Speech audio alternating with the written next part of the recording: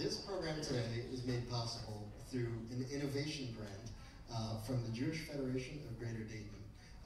It's a collaboration between this group, the Miami Valley Klezmer Ensemble, and the Jewish Community Center of Greater Dayton. So I gotta step away from the speaker to avoid the feedback there. Thanks. Steve is our accordion and technician. So, klezmer music comes from, the word klezmer comes from a combination of Hebrew words, kli, meaning tool or utensil, and zemer, meaning to make music. So originally, if you put them together, klezmer referred to the musical instruments, but later it was used as a pejorative term to refer to the musicians themselves. And that may be because the musicians didn't really live the traditional life in the shtetls or the little villages. They traveled to perform and make money, and by being a bit outside traditional society, they gained a certain reputation.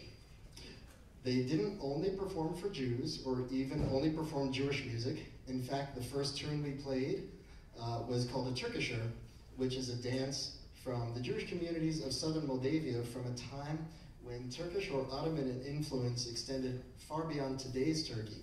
The area was owned by Turkey, but controlled by Greek Orthodox Christians. So there was a lot of influence of Greek music and dance.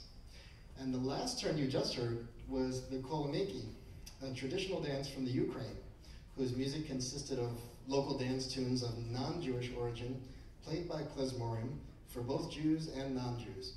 The klezmorim, the musicians, of course, were essential, mostly, what we know them for, at Jewish weddings. In fact, there's a Yiddish phrase, let's see if I get this right. A pish when forts is via chazena una klezmer. Some of you know what it means, and I'm afraid it's my duty to translate. A piss without a fart is like a wedding without a band.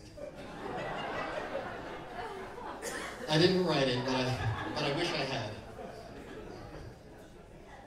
So, when we get into the Jewish wedding music, a tune with a heavy three feel, like this next one, boom, boom, boom, was used as a processional. And when the Jews in the shtetl would hear this sound, they would know to come out of their houses, and they were being called out of their houses to proceed to the wedding with this sound of the next tune.